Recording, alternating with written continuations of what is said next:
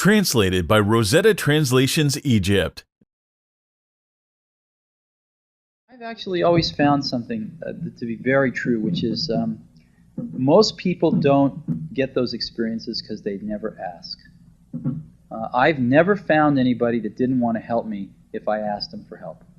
I always call them up. I called up, this will date me, but I called up Bill Hewlett when I was 12 years old, and he lived in Palo Alto. His number was still in the phone book.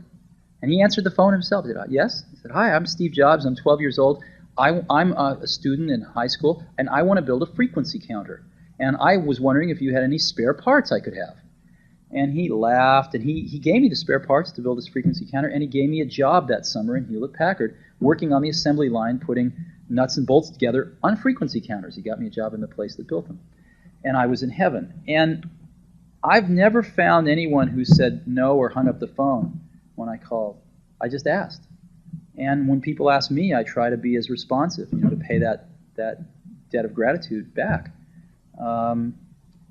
Most people never pick up the phone and call. Most people never ask. And that's what separates sometimes the people that do things from the people that just dream about them.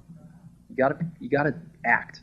And you've got to be willing to fail. You've got to be willing to crash and burn, with people on the phone, with starting a company, with whatever. If you're afraid of failing, you won't get very far.